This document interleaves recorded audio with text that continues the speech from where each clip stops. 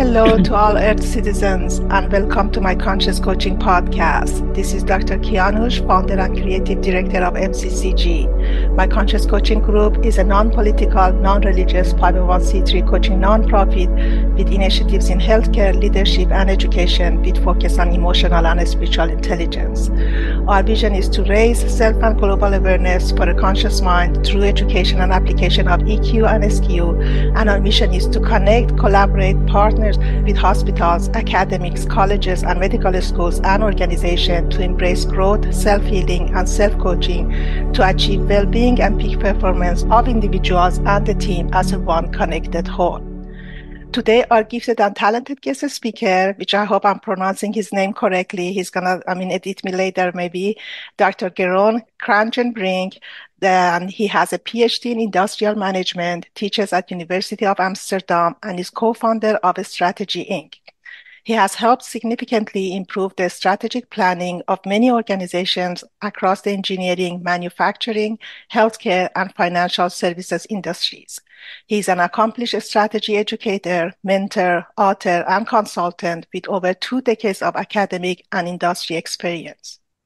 He empowers people and organizations to design, formulate, and execute their strategies by providing innovative tools for forward-thinking strategy and personal and organizational development.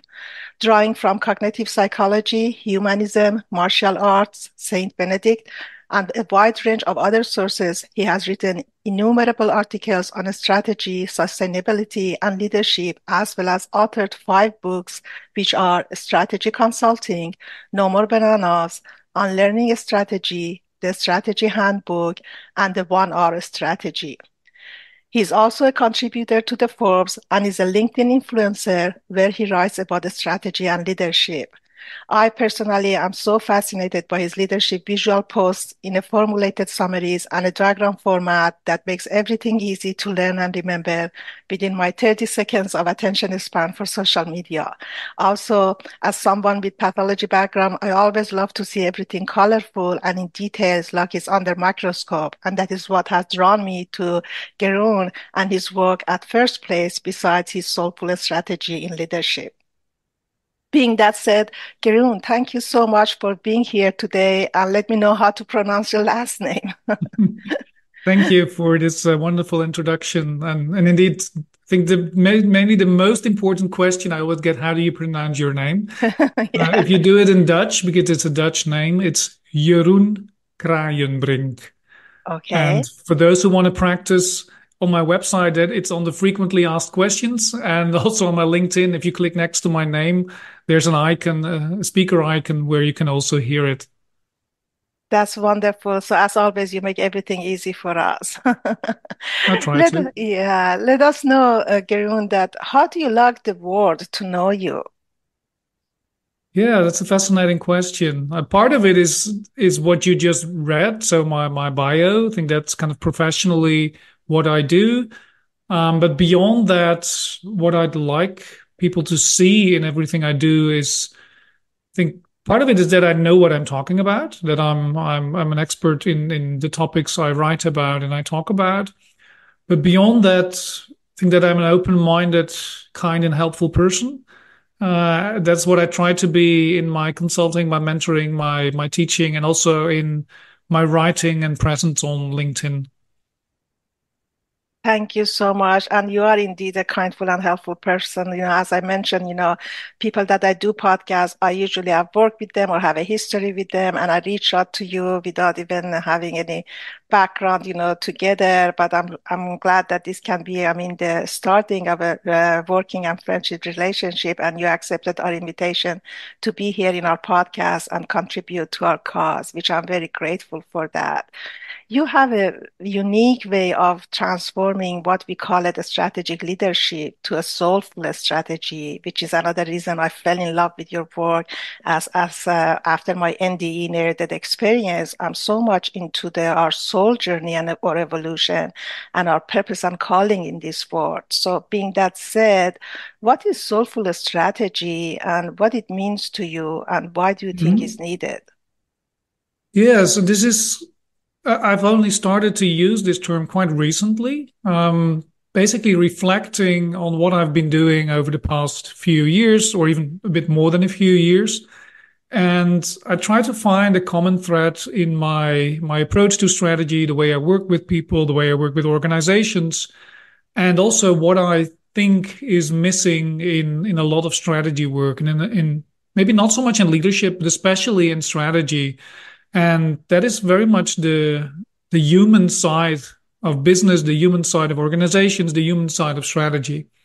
And when we talk about the human side, it means we follow a whole person approach, which is not just our rational left brain self, which can make calculations and analysis and plans, but it's our full self, which includes our creative part, our right brain. It includes our emotions, our ethics, our moral, our body. So completely as a person. And what I try to capture with soulful strategy is largely that, is really to make strategy something that has soul, that has depth, that has meaning, that pays a lot of attention to the social side of strategy, that pays a lot of attention to inspiration, that motivates people, that drives people, that is inclusive, that is following a whole person approach, and that makes a difference to this world. And Yeah. and to add, you asked why it's needed. For me, it's obvious for several reasons. One is um, the problems that we see in strategy and execution. I think to a large extent they are caused by a not so soulful approach, by a too rational, too cold, too analytical approach, but also because challenges in organizations. So we have the great resignation, people leaving, hard to get and retain people because they don't want to work for a company that is just cold and rational. They want to work for a soulful organization. But also, if you look at climate in other, let's say, global matters, we need highly aware, soulful people thinking about how can we create really better organizations. Yeah, I see what you mean, that inspirational leadership is important part of the human-centric leadership. So we actually had last year during the pandemic a white paper with Institute of Coaching calling the human leadership, and the paper is out there also on Institute of Coaching. And this is very important for all of us to pay attention to how we all are soul particles. I know that by the experience that I had, with my near-death experience, that we all are one giant soul, and the soulful strategy really resonate to me, that leaders are important part of this giant soul, to lead other particles, with them toward a one connected and common goal. What is the definition of a competent leader to you, and how it relates to your work? Yeah, there's a lot of people writing and talking about leadership. And let me start with, there's a lot of, I think, not so relevant discussion going on, especially the discussion like what is a leader, what is a manager, what is a boss, and what are the differences. For me, they're all the same. Whether you call it a boss, a manager, a leader, it's all the same. Those are just names. Mm-hmm. What I think what a lot of people are talking about is the distinction between good and bad leaders. And then the bad leaders they call bosses and managers, and the good leaders they call leaders. But they're all leaders.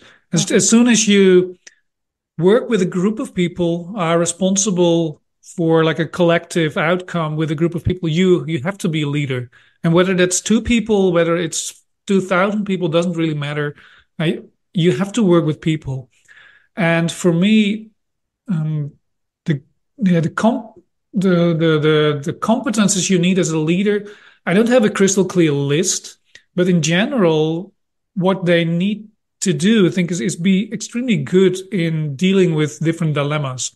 It's one of those posts that I wrote a couple of weeks ago when we were recording this, is 15 dilemmas of leadership, basically showing that leadership is a challenge by always navigating between one side and the other. For instance, on the one hand, you want to be very coaching and serving and helping your people. But at another point in time, you also have to be directive and make decisions.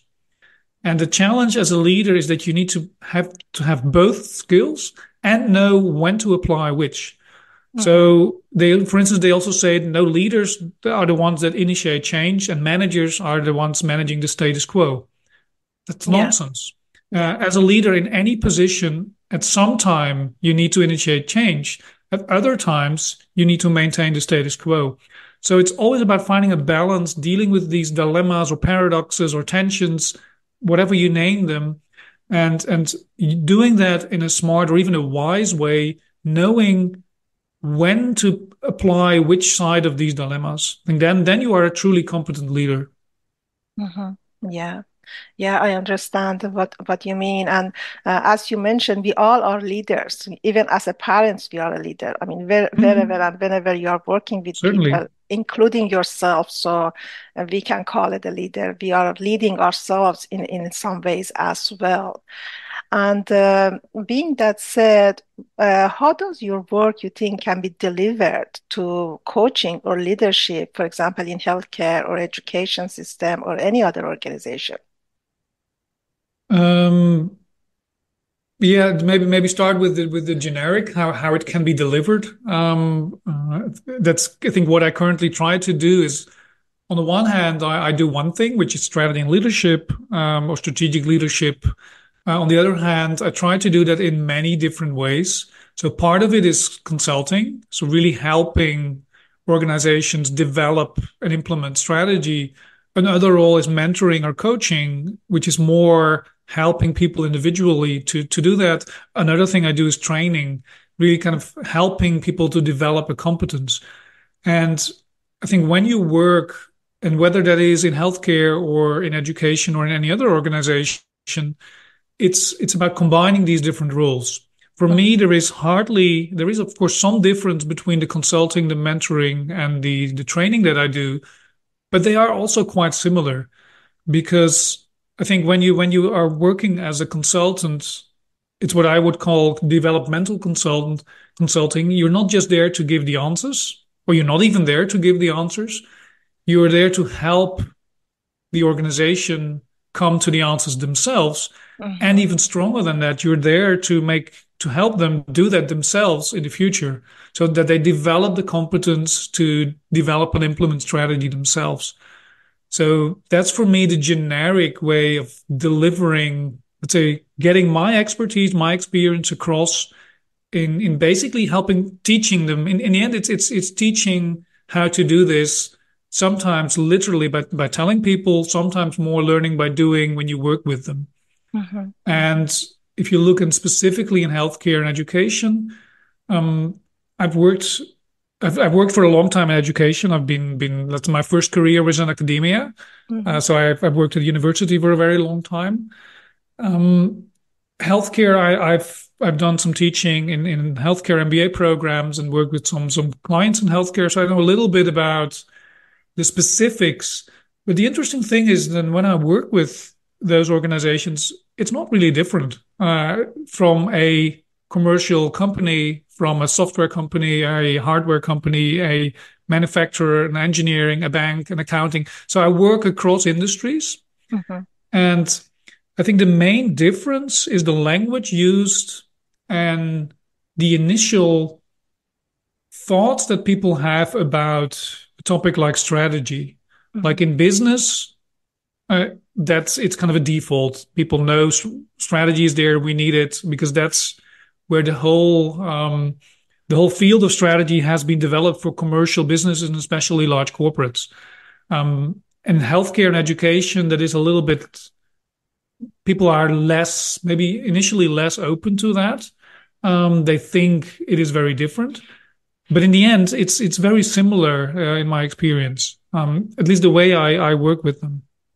Yeah, I guess you read my mind, with the question that I wanted to ask you next about that. How do you see this is any different, the Hmm. strategy, making a strategy between across the industry section or even the countries? So Hmm. to me, it's just that you are helping them to find the soul of the organization. Just like, I mean, Hmm. in the coaching practice that I do, I'm helping my client to get connected with their soul purpose. And that's why I call it conscious coaching, to get connected with their conscious and their sole purpose. And it seems to me that's what you are doing with the organization, to find their souls, and it's different from Hmm. between the different organization, but at the same time it's the same work. Yes, very much. And I've been maybe not surprised, but I think initially when I started this, my assumption was that there will be big differences between countries, between industries, between companies. And of course, there are. But if you look at what strategy is about, and so that's the content of what we're talking about, that's very similar. For Mm-hmm. me, strategy is your unique way of sustainable value creation. Every organization needs a unique way of sustainable value creation, and the elements of strategy that you need to realize that are also the same. The process is even also very similar. I've worked with, as I said, with companies across very different industries, and increasingly over the last couple of years, also internationally Mm-hmm. from let's say Western US, Europe-based countries to Middle East and Asian organizations, and I do exactly the same with all of them. And that might be, of course, there might be a bias here that the people that reach out to me are a specific type of people because they can see what I do on LinkedIn, so they know what to expect and why they would ask me and why not. But I was kind of surprised that yeah, very similar cross-cultural, cross regions. I just do the same thing and it works. There's nuance difference, but in general, it's always the same. Yeah, because I mean, we consider organization as like is a living, growing organization. It's not just a dry a structure. So that's where Mhm. the soulful, strategic leadership comes handy and makes a difference. So they get in touch with their values that are growing, and it's meaning something to that organization and the Yeah, and people we are who all are working. people, and I think that's the commonality is that whether in whatever country it is, we're all people, and I think people have so many similarities in let's say in how they work, how they think, uh, at least as far as the scope of my work goes, Yeah. Yeah. that yeah, that you can do this very similarly. Yeah, so being that said, Garen, so why failure rates in a strategy are so high then decade Mhm. after decade? Yeah, it's interesting that there is a lot of research on this, and there has been a lot of research on this over the past 3, 4 decades, Mhm. and so we know what the problems are. And the interesting other thing is we also know what the solutions are. The fascinating thing is that we don't apply the solutions. Yeah. And uh, for me, it is the main reason is kind of a dogmatic belief in the traditional strategy approach that we find in the traditional textbook, which is very analytical, very much focusing on gathering data, on planning, which is very tool intensive. Like we have to use the SWOT, the BCG matrix, balance scorecard, Porter's five forces, D step, and so on and so forth. Um, and the split between those involved in the generation and the execution of strategy. Because traditionally, strategy is supposed to be something for the top of the organization and execution for the rest of the organization, Mhm. um, which is interesting because then we split strategy both in an organization, strategy and execution, both in an organization where the top formulate the strategy and the rest execute. And we split it in time where we, according to the traditional approach, first spend a lot of time on strategy development and then on implementation. So we do basically everything to split the two, and then we are surprised that there is so much failure, which is kind of fascinating if you really think about it. Yeah. Yeah, it is. So it's a kind of more like a teamwork. There is not a split work, right? Yes. Yeah, Yeah. and if you think about yourself, if you are highly influenced by a strategy, I think many people would like to know that early on and would have to give their input. I know not everyone, but you would like to be informed and engaged in the process. And if you have and even if you don't like, it is important that you are also giving your inputs because everyone in an organization knows something and no one knows everything. So the Yeah. top knows something, but every function knows something, and people at the work floor know something, and all together, you know what's needed to develop and implement a proper strategy. Yeah, it just reminds me of a great conversation that I had with Dr. Jeffrey Hall from Institute of Coaching regarding the alpha and beta leadership models and how, I mean, the being flexible and leading, from 360 degree, in the organization Mhm. is always helpful for, I mean, achieving the best result and the peak performance of that organizations. And Mhm. who do you think should be involved in the strategy making and why? For example, in Mhm. healthcare. Um, in general, not so much everyone, but a good representation of the entire organization. That's at least what I try to do with my clients is find a group of people, and I usually work with a group of between 8 and 13, 14 people. I find that a nice size of a group, small enough to still work as a team or that I can work with in some sessions, and large enough to have enough variety and different perspectives. I see. So, and that means, of course, people from the top of the organization, but also managers, let's say mid-level managers, and even some people just employees that have no formal leadership position, but for instance, very talented employees or employees that have worked there for 4 decades and know the company inside out because of their very long experience. And then a variety of functions. So I always want some like a financial person, marketing, purchasing, production. So in healthcare, because you were asking specifically about healthcare, that would be also like academic staff, so some doctors, some nurses, but also support staff. And probably if you look, and now I'm referring implicitly to a hospital, and of course, when you develop a strategy for a hospital as a whole, you can't just involve everyone. That's Yeah, too much. exactly. Yeah. But we also need to be aware, I think, that the main level of strategy that I think is most important is business level strategy. So we have corporate level strategy. That's the level of high level ambitions, goals, and so on. Business level strategy is where we talk about customers, products, services, competences, revenues, risks, costs, all of that. Hmm. So that's really the heart of every organization. And if we talk about a hospital, we have different divisions, different departments, all with their specific, unique type of patients, specific services, specific competences. So it makes much more sense to develop, as I spend most of your time and money in strategy making at that level. And at that level, you want to have all functions for that division department you want to have involved in the strategizing. Yeah, and I'm just curious, so where does then soulful strategies landing in the corporate or business, level of strategy making? What do you mean with landing?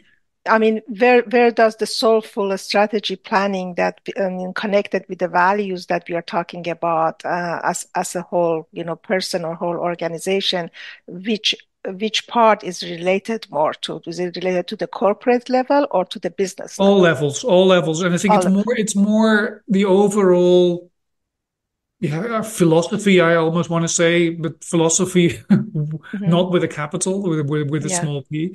Hmm. Um, it's the overall idea, and that you and the mindset. It's basically the way you think about strategy and the way you approach strategy, and whether that's at the corporate level or the business level or the functional level. I think we need it everywhere. Hmm. Maybe it seems more logical at the functional and the business level at first sight, and less intuitive at the corporate level.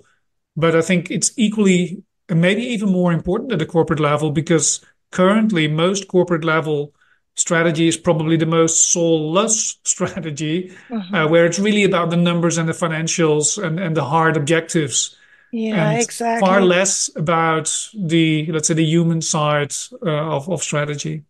Yeah, that's exactly. I mean, you read my mind. I wanted to point on that when we talk about the business, we are talking about the numbers and REI, ROI and REI, Mm-hmm. and all of these. So as a, I mean, person who's not that much involved, in the business management, had a hard time to relate that how we can apply a soul to the business. And the Mm-hmm. way you explained it, it was really helpful for me that how it can be connected to the values that we have for that Mm-hmm. organization or ourselves. Glad to Thank you hear. so much. Thank you so much, Garen. So, if there is anything else, as your last word, or I mean, recommendation for the leaders of any kind, for our listeners, I think that's the space before we end our conversation. Yeah, maybe one general remark, and it has some connection to the concept of soulful strategy, but also to my general approach to strategy is much more an inside-out approach. So what I try to do with organizations, but also with the people I mentor, is look inside, look at who you are, look at what you're good at, what are your competences, and use that as your primary basis for your strategy, and Mhm. not look too much outside at all the trends, at all the uncertainties, at all the complexities, at all the changes, because that does not give you a clear foundation, because it's too much and it's too much changing. It's too creating too much uncertainty. So generally, I think what we need more in this world is people more looking inside themselves for some wisdom and advice, and trust their gut feel, trust their intuition, trust how they feel, and really use that as a basis for what they do, rather than looking at everyone else and following the news and being getting anxious because of everything that happens around you. So look inside for your next step. Maybe that's the best advice that I can give to end with. Thank you so much. That really resonated with me, and I hope with our listeners as well. As you mentioned, we all have the answers, and the answers are within. So we can find the rest with connecting, with the truth and in the facts and our consciousness. And being that said, I really appreciate, I'm grateful for your presence here today and accepting our invitation and your contribution to our podcast. And I invite our listeners to go and check all your, visuals, formulated posts on the leaderships, very interesting. And I mean, very good for anyone to read and know about. And being that said, at the end, how people can read and know more about you, I mean, except your LinkedIn post. Yeah, I think the first thing is get the spelling of my name right. And once you Yeah. have that right, wherever you search, whatever you find is mine, because there is no one else with exactly the same name. But that said, I have my website is jeroenkraaijenbrink.com. So first name, last name.com. Strategy.inc would be another place. And indeed, LinkedIn. Or if you like to have a look at my books, query my name on Amazon or any other bookseller, and you find my book pages there as well. Thank you so much. There is no doubt that you are unique in many ways. I mean, starting from your name, to all you are contributing to the board and the work of leadership. Thank you so much for being here again. Thank you, and you're welcome. Goodbye to our listeners. And remember, one podcast at a time. Thank you for being with us for another one. You can visit our website at myconscious.org to learn more about us, or write to us at coach@myconscious.org. And please stay connected by following us on our social media platforms, LinkedIn, Instagram, Facebook, or Twitter, not to miss our upcoming episodes and events. Love and light from all of us to you. Make it a great day, everyone.